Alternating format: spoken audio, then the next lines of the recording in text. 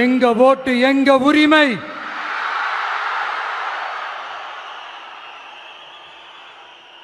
எங்களை யாரும் விலைக்கு வாங்க முடியாது.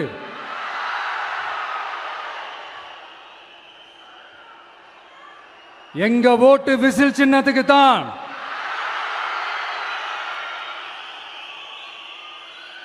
யாரையும் நம்பி ஏமாற மாட்டோம். எங்க வார்த்தையிலிருந்து மாற மாட்டோம். இது நிஜம். தேங்க்யூ.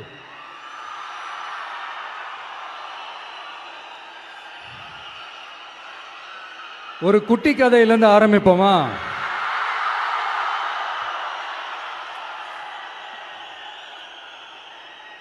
ஒரு பெரிய ஊரு, ஒரு 4 ரோடு ஜாயிண்ட் ஆகிற மாதிரி ஒரு ஜங்ஷன்,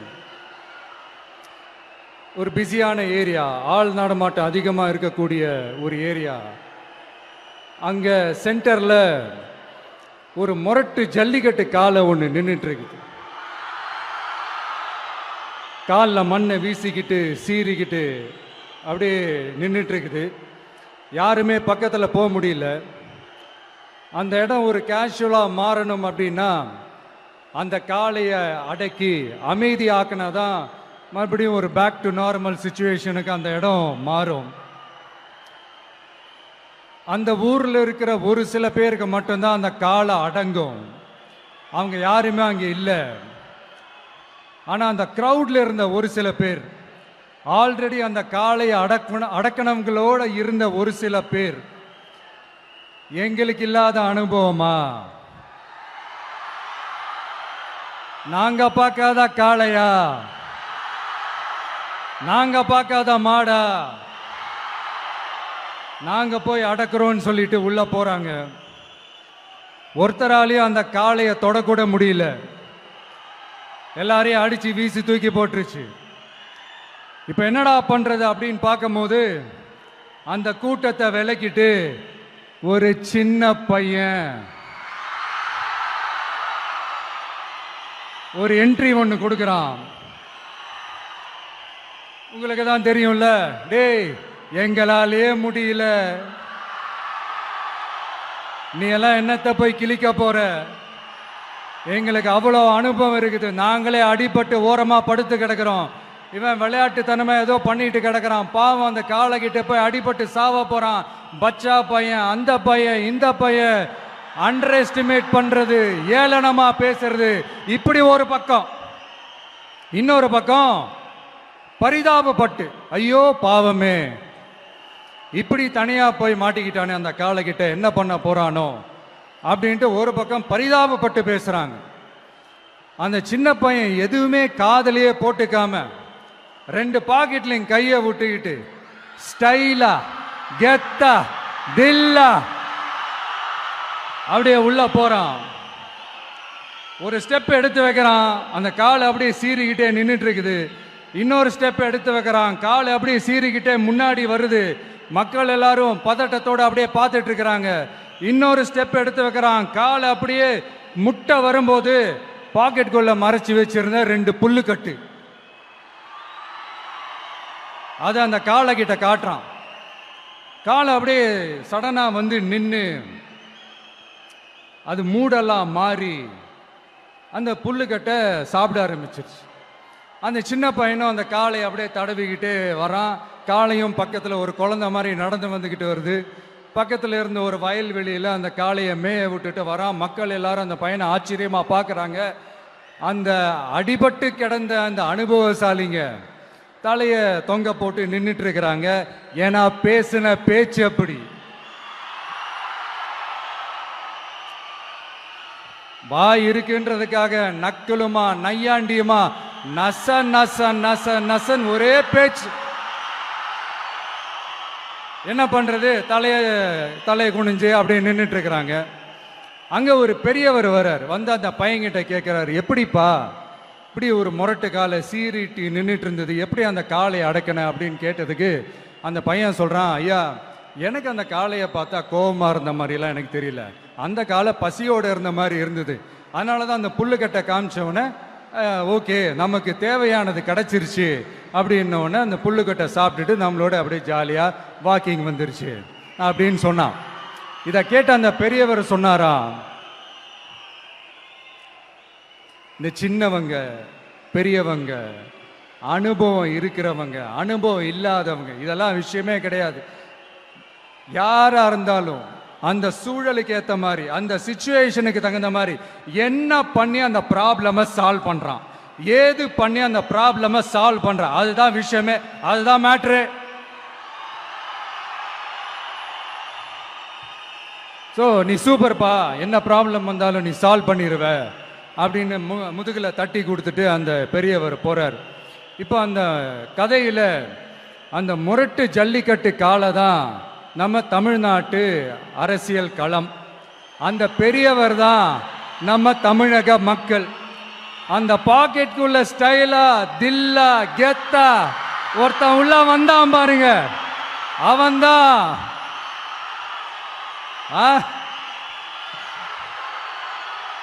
நான் இல்லைங்க, நான் இல்லை, நானு நீங்க நாம எல்லாருமா சேர்ந்து மாபெரும் மக்கள் சக்தியா இருக்கக்கூடிய நம்ம டிவிக்கு, அதுதான் அந்த சின்ன பையன்.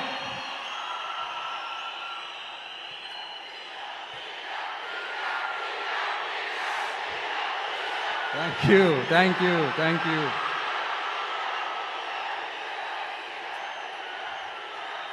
மக்களை நேசிக்கிற ஒரு நல்ல தலைமை இல்லாததுனால இத்தனை வருஷமா வேற வழி இல்லாம ஸ்டாலின் சார் கொடுத்த அந்த பொய்யான வாக்குறுதிகள் எல்லாத்தையும் நம்பி ஏமாந்த நம்ம மக்களுக்கு சரியான நேரத்தில் ஒரு வெகுஜன மக்கள் இயக்கமா வந்தது தான் நம்ம டிவிக்கு.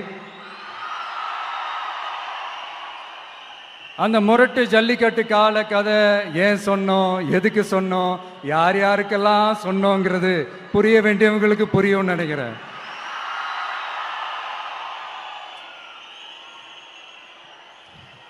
இப்போ நாம ஒவ்வொரு வீட்டில் உயிரா உணர்வா இருக்கிறோம். ஆனால் நான் உங்க எல்லாரையும் நேரில் சந்திக்கணும், நீங்க இருக்கிற ஊருக்கே உங்களை சந்திக்கணும் அப்படின்றது தான் எனக்கு மனசுல இருக்கிற ஒரு பெரிய ஆசை. ஆனா அந்த சிச்சுவேஷன் ஒரு எதிர்கட்சியா இருந்து கேள்வி கேட்டுட்டு இருக்கிற இந்த நேரத்தில் நமக்கு எதிராக என்ன சூழ்ச்சிகள்லாம் நடக்குதுன்றது உங்க எல்லாருக்குமே நல்லா தெரியும். அதனால இப்போ உங்களுக்கு ஒரு வாக்குறுதியை கொடுக்கிறேன், நம்மளுடைய ஆட்சி அமைஞ்சதும் ஒவ்வொரு கிராமத்துக்கும் நான் நேரடியா வந்து என்னுடைய சொந்தங்களாகிய உங்க எல்லாரையும் நான் சந்திக்கிறேன்.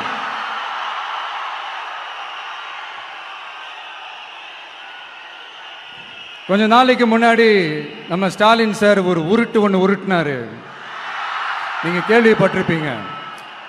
இப்ப வரப்போற எலெக்ஷன் எதுக்கான எலெக்ஷன்? நம்ம சட்டமன்ற தமிழ்நாடு சட்டசபைக்கான ஒரு தேர்தல் இல்லையா? இதே தமிழ்நாட்டுக்கும் டெல்லிக்குமான ஒரு எலெக்ஷன் அப்படின்னு சொல்றாங்க. இன்னும் கொஞ்சம் மேலே போய் தமிழ்நாட்டுக்கும் என்டிஏவுக்குமான ஒரு எலெக்ஷன் அப்படின்னு சொல்றாங்க. என்ன சார், டெல்லியில் ஏதாவது நிற்க போறீங்களா? அப்புறம் ஏன் தமிழ்நாட்டுக்கும் டெல்லிக்குமான ஒரு எலெக்ஷன் சொல்றீங்க? அப்புறம் இது ஏதாவது பார்லிமெண்ட் எலெக்ஷனா, பிரதமர் பதவிக்கு ஏதாவது போட்டி போடுறீங்களா? அப்புறம் ஏன் தமிழ்நாட்டுக்கும் என்டிஏவுக்குமான ஒரு எலெக்ஷன் சொல்றீங்க? எங்களுக்கு புரியலையே சார், இது என்ன லாஜிக்னு எங்களுக்கு புரியலையே. எந்த எலெக்ஷனை எப்படி டீல் பண்ணணும், எப்படி ஹேண்டில் பண்ணணும்ன்றது நம்ம தமிழ்நாட்டு மக்களுக்கு தெளிவாக தெரியும். நம்ம தமிழ்நாட்டு மக்கள் மாதிரி ஒரு தெளிவான மக்களை நீங்க பார்க்கவே முடியாது. சூப்பர் கிளாரிட்டியோட சூப்பர் மக்கள் சார் நம்ம மக்கள்.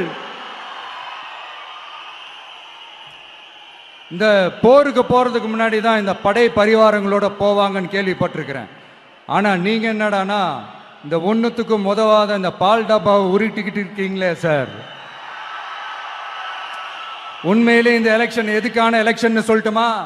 தமிழ்நாட்டு மக்களுக்கும் ஊழலுக்கும் நடக்கிற போர், தமிழ்நாட்டு மக்களுக்கும் லஞ்சத்துக்கும் நடக்கிற போர், தமிழ்நாட்டு மக்களுக்கும் இந்த நிர்வாகத்தை சரியா செய்யாத இந்த திமுக அரசுக்கும் நடக்கிற போர், அதாவது தமிழ்நாட்டு மக்களுக்கும் உங்க ஆட்சிக்கும் நடக்கிற போர், தமிழ்நாட்டு மக்களுக்கும் ஸ்டாலின் சாருக்கும் நடக்கிற போர்.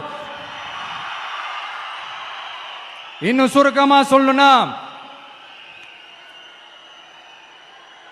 விஜய்க்கும் ஸ்டாலின் சாருக்கும் நடக்கிற போர்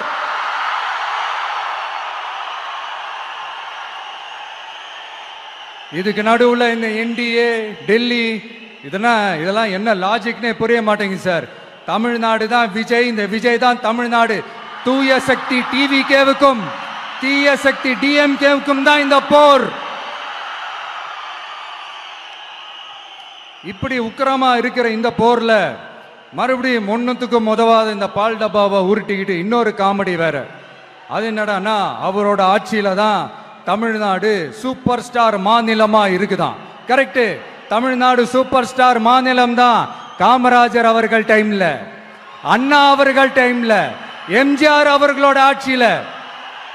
இன்னைக்கு ஒன்னுத்துக்கும் உதவாத இந்த உல்டா மாடல் ஆட்சியில தமிழ்நாடு சூப்பர் ஸ்டார் மாநிலமாலாம் ஒண்ணு இல்ல, சூப்பர் ஸ்டாண்ட் அப் காமெடிக்காரர் நடத்துற மாநிலமா மாறிடுச்சு. மக்களே, உங்களுக்காக மட்டுமே தான் வர தடைகள், சதிகள், சூழ்ச்சிகள் எல்லாத்தையும் தாண்டி இந்த 2026 இந்த தேர்தல்ல டிவிக்கு தில்லா நிற்கும்.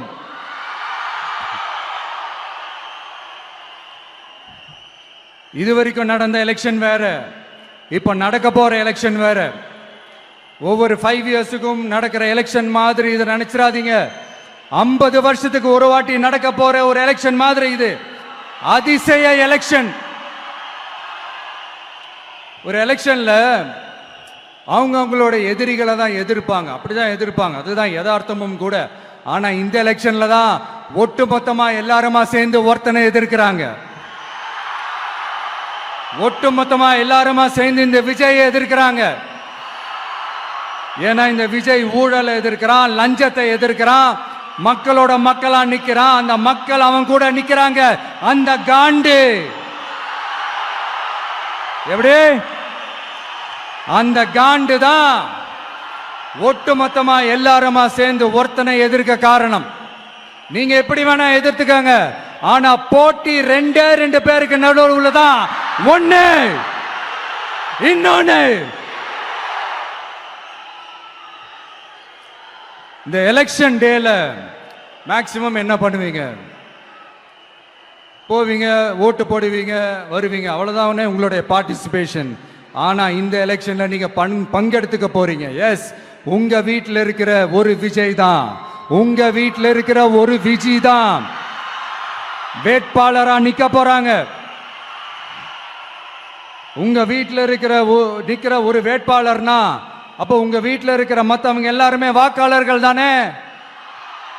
உங்க அம்மா, உங்க அப்பா, உங்க அண்ணன், உங்க தம்பி, உங்க சொந்தம் டிவிக்கே வேட்பாளர் அப்படின்னா அப்ப உங்க ஓட்டு விசில் சின்னத்துக்கு தான் எல்லாருக்குமே தெரியும். ஏன், நம்மளோட எதிரிங்களுக்கு கூட அது நல்லாவே தெரியும். அதனாலதான் நமக்கு எதிராக அவ்வளவு அவதூறு பரப்புறாங்க. என்னென்ன அவதூறு பரப்புறாங்கன்றது உங்களுக்கே நல்லா தெரியும். ஆனா அவங்களுக்கு தெரியாது, ஏன் மேல அவதூறு பரப்புனா அது மக்கள் மேல அவதூறு பரப்புற மாதிரின்னு.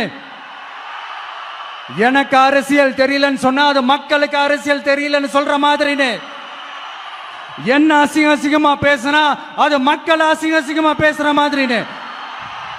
எனக்கு எதிராக செய்யற ஒவ்வொரு செயலும் அது மக்களுக்கு எதிராக செய்யற செயல் அவங்களுக்கு தெரியாம போச்சு.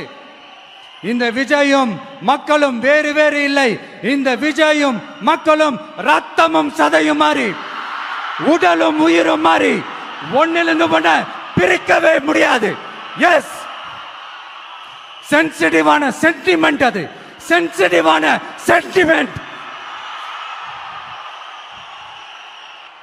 மக்களை நேசிக்கிற விஜய் வேணுமா, மக்கள் விரோத ஆட்சி நடத்துற ஸ்டாலின் சார் வேணுமா? இந்த விஜய் நம்புறீங்களா, ஸ்டாலின் சார் நம்புறீங்களா? proof, this is the proof.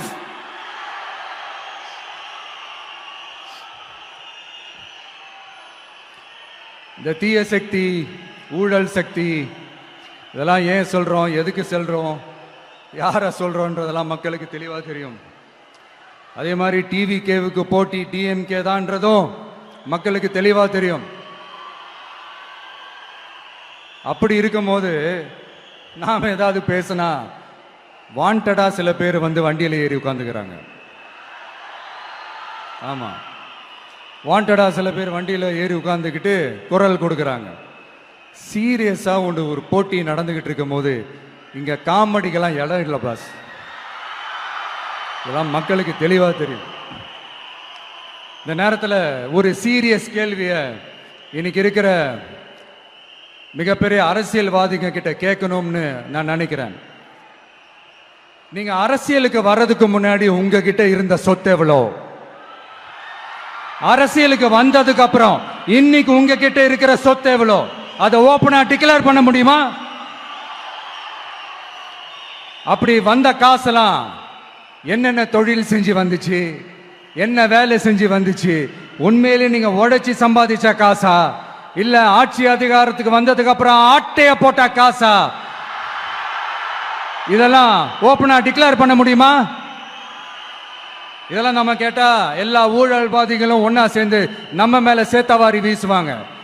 அதை பத்திலாம் நமக்கு கவலை இல்லை. ஏன்னா நாம யாருன்னு மக்களுக்கு நல்லாவே தெரியும்.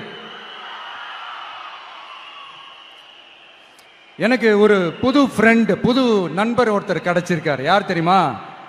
தெரியாதா? முதல்வர் அவர்கள் தான். இப்போ ஒரு நிருபர் ஒருத்தர் கேட்ட கேள்விக்கு எனக்கு எதிரிகள்லாம் யாரும் இல்லை, அவங்க எல்லாருமே எனக்கு நண்பர்கள் தான் அப்படின்னு சொன்னாங்களே. அப்படி நாங்கெல்லாம் உங்களுக்கு நண்பர்கள்னா அப்புறம் ஏன் சார் கரூர் விஷயத்துல ஏன் மேல பழி தூக்கி போட்டீங்க?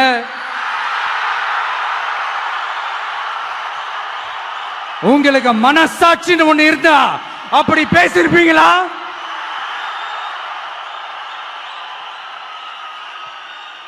அப்படி நாங்களாம் உங்களுக்கு நண்பர்கள்னா ஒரு ஈவெண்ட், ஒரு ஃபங்க்ஷன் நடத்துறதுக்கு ஒரு இடமோ ஒரு பர்மிஷனோ ஏன் கொடுக்க மாட்டேன்றீங்க?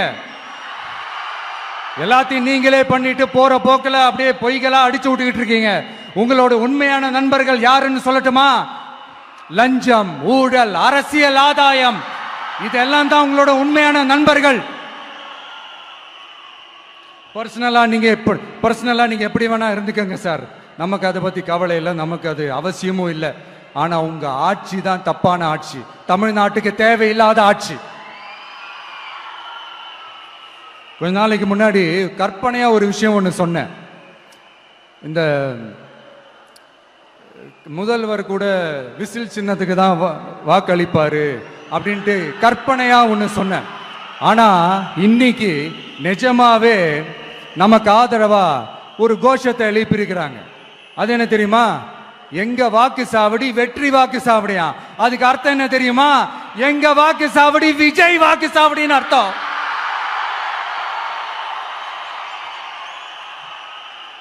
அது சரி, மக்களோட இந்த ஆதரவை பார்த்துட்டு அவர் அறியாமலே எப்படி பேசிட்டாரு என்னமோ தெரியல. 50 வருஷம் எக்ஸ்பீரியன்ஸ் அரசியல்ல, உண்மை என்னன்னு ஒத்துக்கிட்டு தானே ஆகணும்.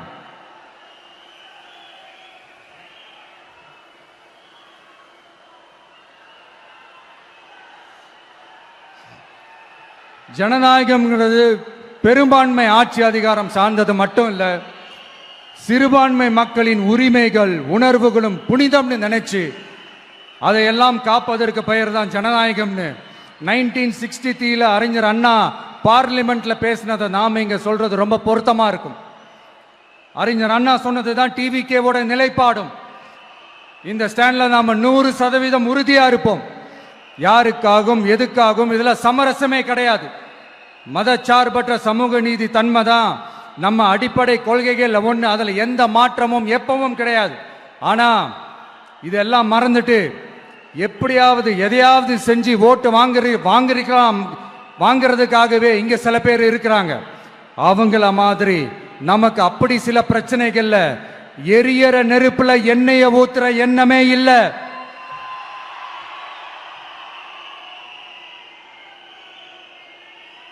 இங்க சில அரசியல் கட்சிகளும் சில அரசியல் தலைவர்களும் ஒரு சில நேரங்களில் அமைதியா இருந்தாலே போதும், ஒரு பிரச்சனையும் வராது. இப்போ கரண்ட்ல இருக்கிற சில பிரச்சனைக்கு வருவோம். இந்த கரண்ட் பிரச்சனைக்கு வருவோம். மாசம் மாசம் கரண்ட் பில்லு கட்டுற மாதிரி மாத்துவோம்னு சொன்னீங்களே, செஞ்சீங்களா? நிறைய வீடுகளில் 100 யூனிட் தான் அந்த கரண்ட்டு செலவாகுது ஒரு மாசத்துக்கு. மாசம் மாசம் நீங்க அந்த பில்லு கொடுத்தீங்கன்னா அவங்களுக்கு அது ஃப்ரீ ஆயிடும்.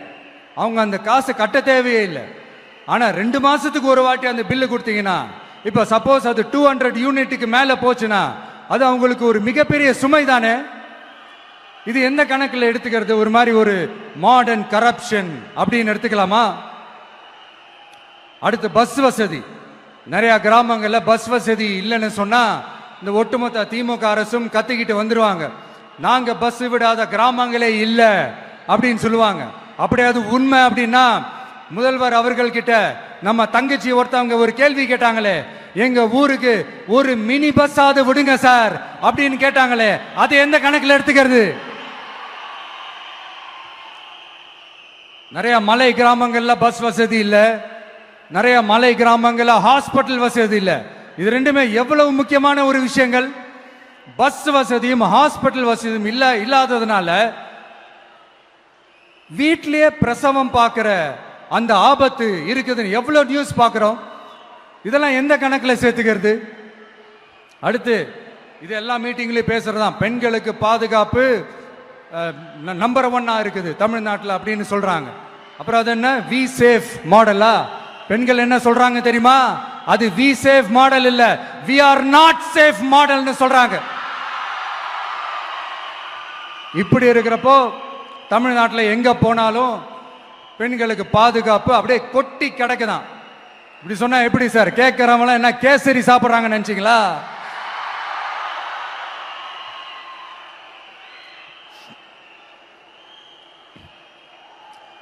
அடுத்து இந்த சட்டம் ஒழுங்கு, அது காணாம போய் ரொம்ப நாள் ஆச்சு. இவன் வேற, இந்த விஜய் வேற, எங்க போனாலும் இந்த மக்கள் கிட்ட இந்த சட்டம் ஒழுங்கை பத்தி பேசி ஞாபகப்படுத்திக்கிட்டே இருக்கான்னு முதல்வர் அவர்கள் அவங்க கூட இருக்கிறவங்க கிட்ட எல்லாம் சங்கடப்பட்டாராம். நாம் என்ன பண்றது? நாம தான் தமிழ்நாட்டோட விசில் ப்ளோயர் ஆச்சே. நாம் எப்படி சைலண்டா இருக்க முடியும்? நாமளும் கேள்வியா கேட்கிறோம், ஆனா பதிலெல்லாம் வந்த மாதிரியே தெரியல. இருந்தா தானே வர்றதுக்கு, வச்சுக்கிட்டா வஞ்சனை பண்றாரு. 5 வருஷமா பதிலே சொல்லாம அப்படியே கடந்து வந்துட்டாரு. ஆனா இனிமே அப்பெல்லாம் இருக்க முடியாது, பதில் சொல்லி ஆகணும். மக்களே, இந்த தீய சக்தி, இந்த அட்ராசிட்டிய ஒரு எண்டு கார்டு போடணும் அப்படின்னா அவங்கள சுவிட்ச் ஆஃப் பண்றது தான் ஒரே சொல்யூஷன். அதுக்கான ரிமோட் தான் வரப்போற எலெக்ஷன். அந்த ரிமோட்ல நீங்க அழுத்த வேண்டியது ஒரே ஒரு ஆப்ஷன், அதுதான் நம்ம விசில் சின்னத்தோட பட்டன். இத 4 விஷயத்தை நீங்க செஞ்சாலே போதும். ஒவ்வொரு இவிஎம் மெஷின்லயும் விசில் சின்னத்துக்கு நேரா இருக்கிற அந்த பட்டனை பச்சக்கு பச்சக்கு பச்சக்குன்னு ஒரு அழுத்துங்க. எப்படி? அவ்வளவுதான். நாம காஞ்சிபுரத்தில் பேசும்போது நம்மளுடைய விஷன் என்னன்னு சொன்னோம். இப்போ அதனுடைய கண்டினியூஷனா சில விஷயங்கள் இங்க நான் சொல்லணும்னு ஆசைப்படுறேன். இப்பவும் சொல்றேன், உறுதியா சொல்றேன், சத்தியமா சொல்றேன். பெண்கள், பெண் குழந்தைகள், ஆண் குழந்தைகள் பாதுகாப்பு நம்ம ஆட்சியில் நம்பர் 1 இருக்கும். சட்டம் ஒழுங்கு ரொம்ப ரொம்ப ஸ்ட்ரிக்டா இருக்கும். அரசு பள்ளிக்கூடங்களும் கல்லூரிகளும் முதல் தரமா இருக்கும். போட்டி தேர்வுகளுக்குன்னு லட்சங்களை கொட்டி தனி கோச்சிங் சென்டர் போய் படிக்க அவசியமே இருக்காது. ஏன்னா கவர்மெண்ட் ஸ்கூல், காலேஜ் சிலபஸே போட்டி தேர்வுகளை ஈஸியா சந்திக்கிற வகையில் அந்த ஸ்டாண்டர்டுக்கு ஏத்த மாதிரி அமைக்கப்படும். உயர்நிலை பள்ளி பாடத்திட்டங்களிலேயே அடிப்படை அரசியல் சாசன சட்டம் சேர்க்கப்படும். மாநில மற்றும் ஒன்றிய அரசு அலுவலகங்கள், வங்கிகளின் செயல்பாடுகள் மற்றும் அவற்றை அணுகும் முறை குறித்து மாணவர்களுக்கு தெளிவான புரிதலை ஏற்படுத்தும் வகையில் தேர்வுகள் அற்ற செயல்முறை பாடமாக கற்பிக்கப்படும். இந்தியா முழுக்க உள்ள ஒன்றிய அரசு சார்ந்த கல்வி நிலையங்கள் மற்றும் அதன் சேர்க்கை, அட்மிஷன் குறித்து புரிதலும் தெளிவும் மாணவர்களுக்கு உருவாக்கப்படும். அனைத்து அரசு பள்ளிகளிலும் பெண் குழந்தைகளுக்கு சுத்தமான, சுகாதாரமான மற்றும் தரமான கதவுகள் பொருத்தப்பட்ட ரெஸ்ட் ரூம்கள் அமைப்பது உறுதி செய்யப்படும். போதைப் பொருட்கள் இல்லாத தமிழகம் உருவாக்கப்படும். மாவட்ட கலெக்டர்கள் மற்றும் எஸ்பிக்களில் சரி பாதி பெண்களாக இருக்கும்படி செய்வோம்.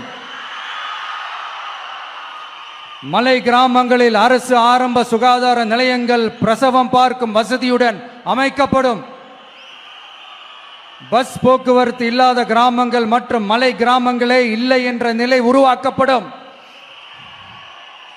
ஏற்கனவே அமைப்பு சாரா தொழிலாளர்கள் அமைப்பு இருந்தாலும் ஆட்டோ, டாக்ஸி மற்றும் லாரி டிரைவர்களுக்கென அவர்களின் நலன்களுக்காகவும் குடும்ப நலன்களுக்காகவும் தனியாக நல வாரியம் அமைக்கப்படும். தென் தமிழகம் உட்பட தமிழகத்தின் தேவையான பகுதிகளில் தொழிற்சாலைகள் அமைக்கவும் தொழில் வளம் பெருக்கவும் தனி கவனம் செலுத்தப்படும். விவசாயிகள், மீனவர்கள் மற்றும் நெசவாளர்களின் கருத்துக்களை அறிந்து அவர்களுக்கான திட்டங்கள் காலத்தின் தேவைக்கேற்ப உருவாக்கப்படும்.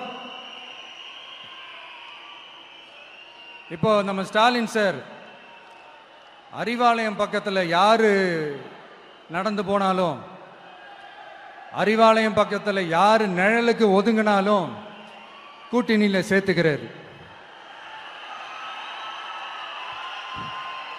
அந்த வச்சிருக்கிற பணத்தில் ஒரு பங்கு ஒன்று கொடுத்து அதுக்கு பேர் கல்லாப்பெட்டி கூட்டணின்னு வச்சிருக்கிறேன். அந்த கல்லாப்பெட்டி கூட்டணியை ரொம்ப கஷ்டப்பட்டு சேர்த்திருக்கிறார். ஆனா அவருக்கு நான் சொல்றேன், இந்த அறத பழைய கூட்டணி கணக்குகளோ இந்த கொள்ளையடிச்ச பணத்தையே வச்சு எங்க மக்களை ஏமாத்தி எல்லாம் ஜெயிக்க முடியாது. ஏன்னா இது மாபெரும் மக்கள் சக்தியான வித்தியாசமான விசில் புரட்சி எலெக்ஷன்.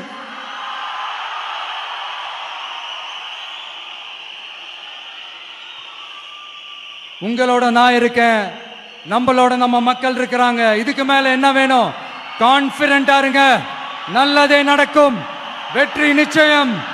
மீண்டும் சந்திக்கும் வரை நன்றி, வணக்கம்.